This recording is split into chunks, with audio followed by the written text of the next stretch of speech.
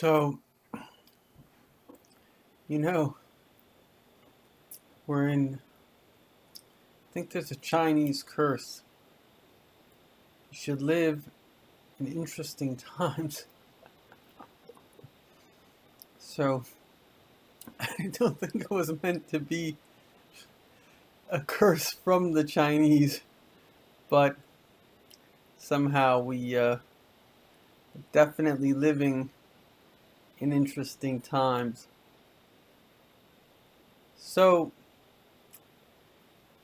there's a certain benefit to the times that we're in. I remember my daughter, I'm divorced, so you don't always spend like full time with your children. So my daughter, no, thank God we have a good relationship. When she was much younger, she asked me, "What do you do?" So I told her I'm a philosopher. So she says, "What's that?" So I answered, "I think." You know, somebody's got to think. And so, in case you don't know me, my name is Rabbi Zevi Weinberg. You can check out zeviweinberg.com. And I don't know if you call my claim to fame, but written many books. One of my books, Kabbalah Love, was a TV series. And thank God, I had a couple of radio shows. I try to inspire people. But really, I think we all come into this world with a gift. In fact, I'm a student of Jewish mysticism that I believe to be true. So based on that, I would say I know we come into this world with a gift. Something that only we have. Something that we're very special. Some people can sing beautifully.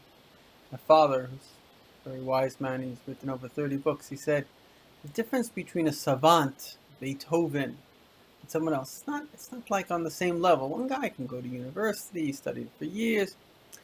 The other one, as a child, already is making compositions. It's just at a different, it's his gift. So,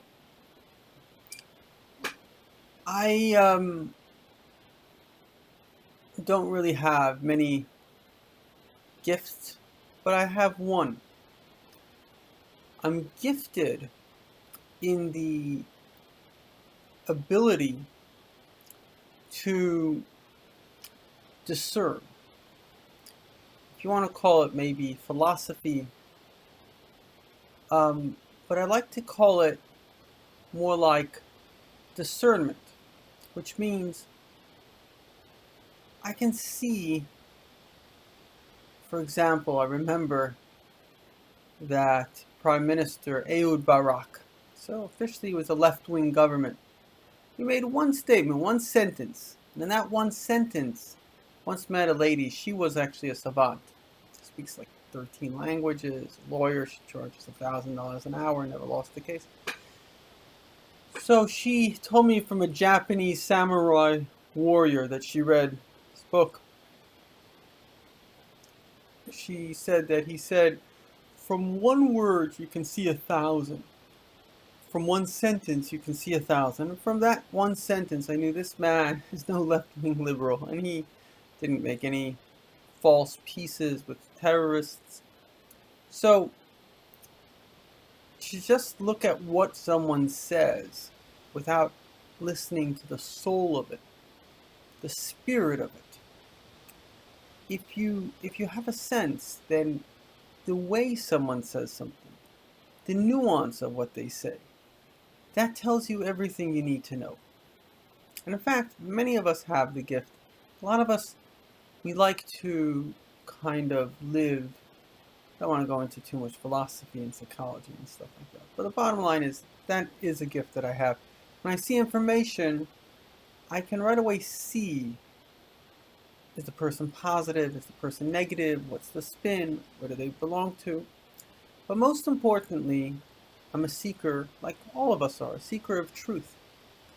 And because I come from a Jewish mystical background, I was very fortunate that even when I started looking through philosophy and religious ideas and all this kind of stuff, but I had the skill set and I had the knowledge of where to learn the information, which is mind-blowingly true.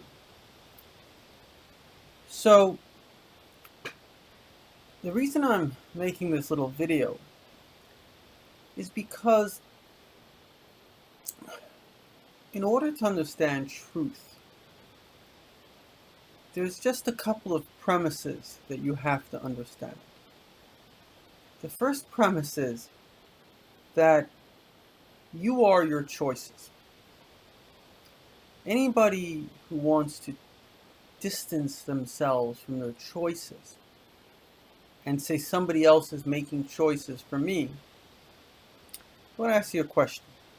You're a victim? I'll give you $1 million. Still a victim? In other words, often what we're doing is we're just trying to extract. And we come up with these beautiful stories that feed our need or our desires. So within us, we have different innate desires. And in fact, we all have similar desires. It's just that we have different, I would call it, different mixtures of these desires. So let's start with the positive. First of all, we all desire a good world. We have compassion. We're all born with compassion. We also have a desire for recognition.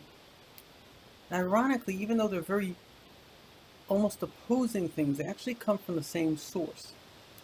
This is something that's very, very deep. Very few really have gone so far down to understand at the very, very core.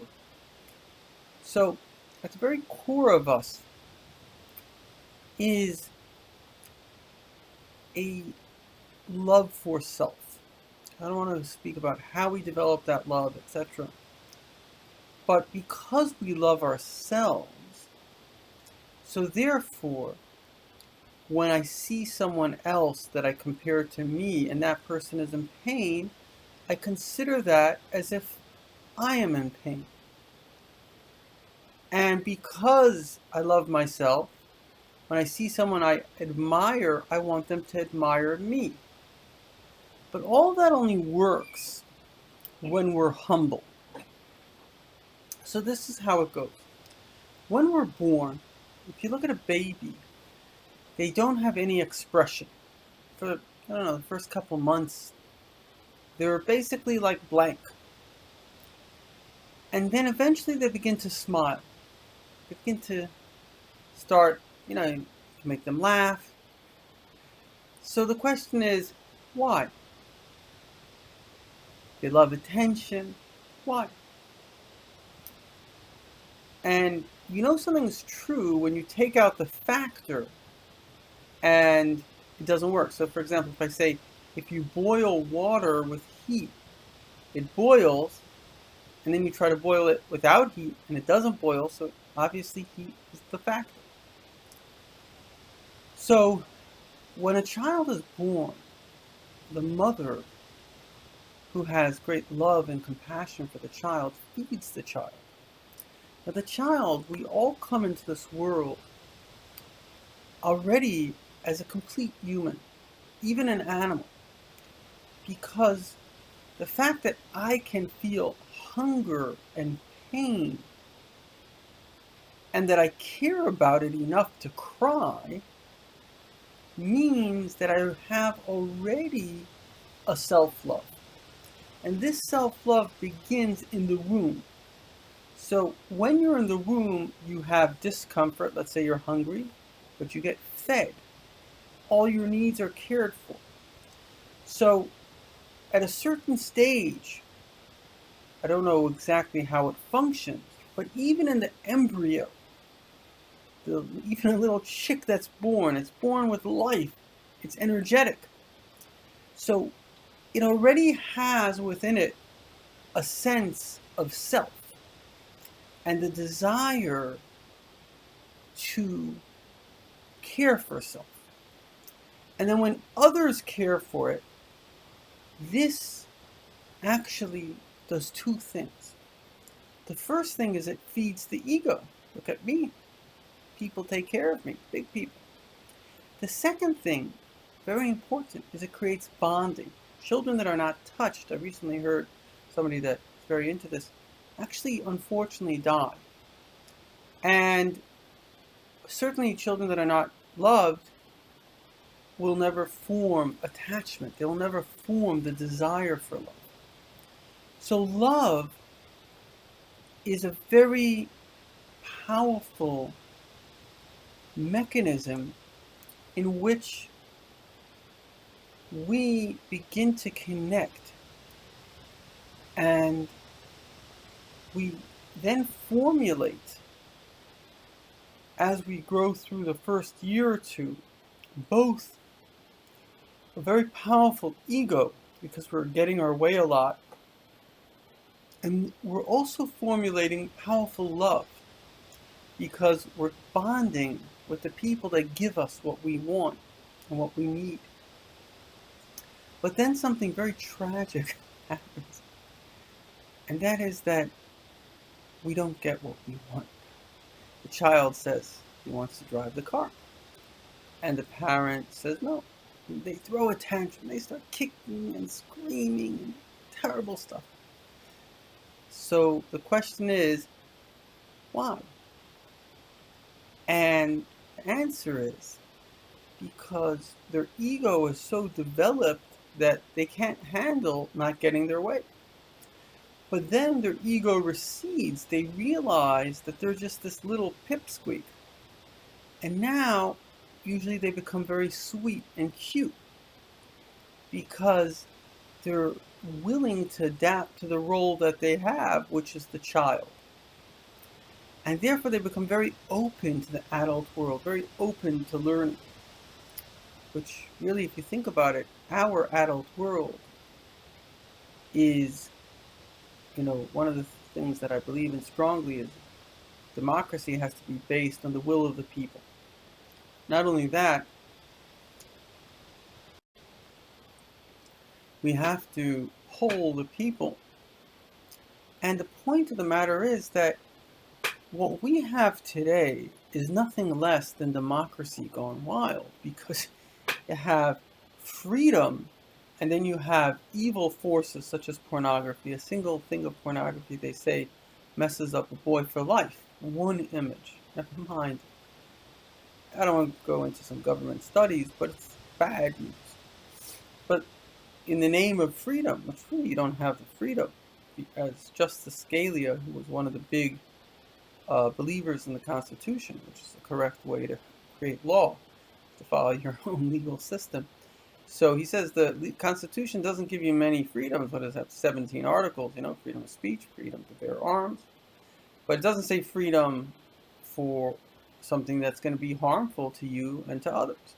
But the thing is that our society doesn't have a mechanism. I mean, by the time it would take to pass a law, so that's why I'm a believer that you have to do things that everybody would agree to, so everybody would get onto the same page. This is very, very, very critical, because the world we're bringing children into, what kind of a world are they seeing? It's horrific. But be that as it may, the children are very susceptible to information from adults, as we all were when we were children. But ultimately, we're here because God, our Creator, wants us to be here. And so, ultimately, the purpose of creation is that God loves us. He foresaw us like a parent foresees their child, but here it's 100%. He wants to partner with us. He wants to guide us. He wants to help us make His world the place that we both want it to be, a place of goodness. And I'm going to share with you something that changed my life. Many years ago, I read in a book by Tzvi Freeman, it's really ideas from the Rebbe, probably the greatest Jewish rabbi in history.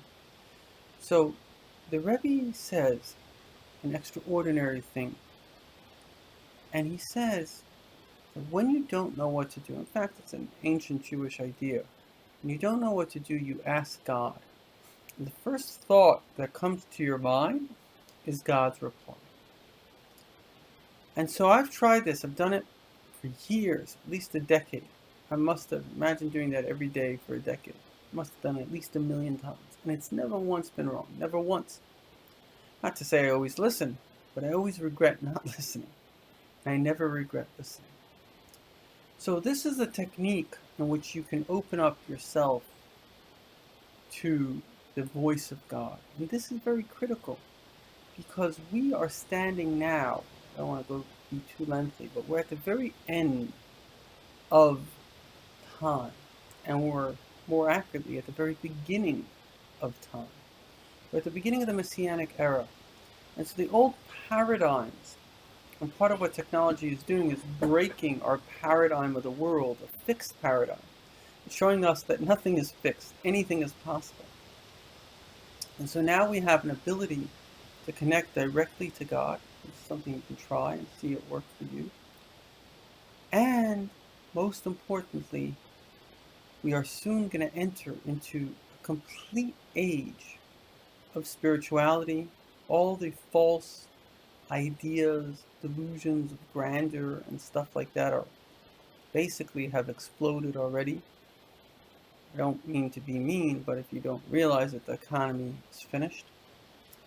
And what we're leading into is a new explosion, an explosion of love, because that's what matters. And when people don't have foolish predilections, then they go to what matters, and relationship with God, and how God can enhance our love.